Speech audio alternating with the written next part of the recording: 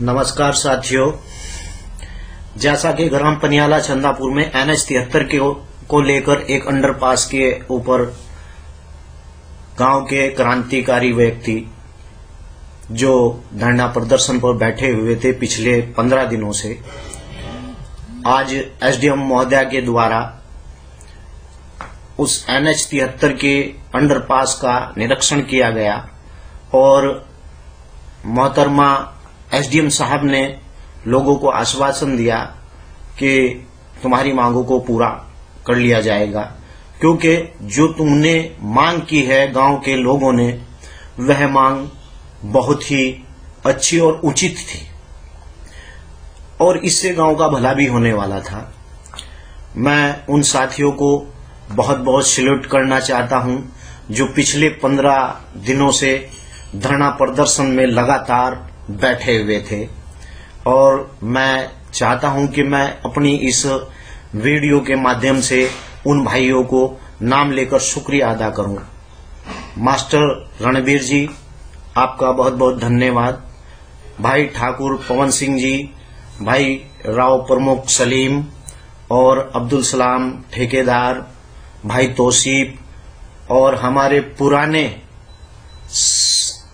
क्रांतिकारी ठाकुर कंवर सिंह, जिनका इस धरना में बहुत बहुत योगदान रहा, मैं उनका सम्मान करता हूं। बड़े भाई हैं मेरे ठाकुर पवन सिंह जी, भाई मनोज, मोहित, राणा भाई और हमारे उस्मान भाई और हमारे जितने भी साथी आज धरना प्रदर्शन पर बैठे हुए थे, मैं उनका सभी लोगों का और गांव के सभी निवासियों का बहुत बहुत धन्यवाद करता हूं।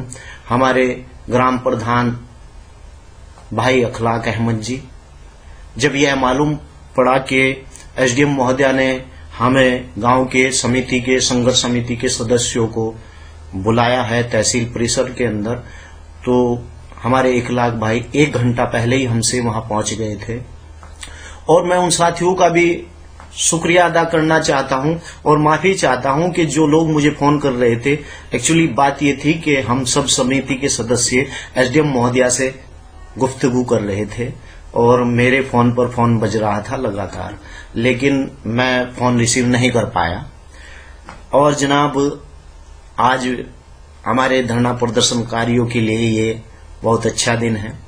SDM महोदया ने जो आश्वासन दिया है और ये कहा है कि ये उचित मांग है आप लोगों की।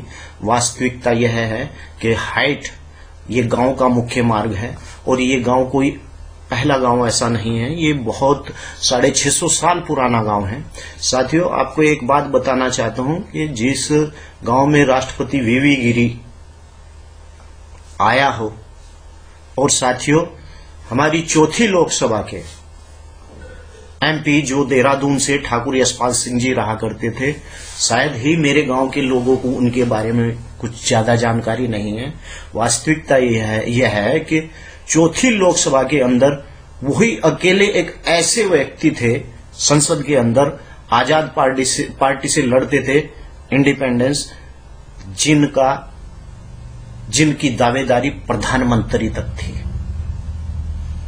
और यह भी याद दिलाना चाहता हूं कि ये ऐसा गांव नहीं है, यहां लगभग 10-12 लोगों की आज भी स्वतंत्रता संग्राम में जिन लोगों ने भाग लिया, उन लोगों की आज भी पेंशन आती है। 25,000 की आबादी का यह गांव ग्राम पनियाला चंदापुर, इसे अगर कहा जाए तो ये ठाकुर यशपाल सिंह जी का गांव है।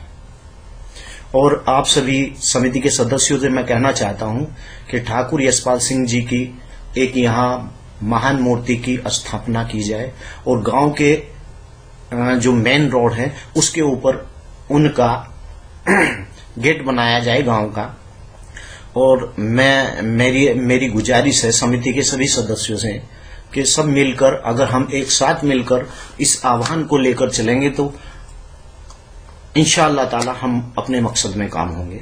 गांव के ये समिति के गठन का मकसद सिर्फ यही है कि गांव के अंदर जितने भी मामले लड़ाई या झगड़े के हैं, उन सब मामलों को समिति के सदस्य इसे सुलझाएं और गांव में शांति और सौहार्द बनाकर रखें।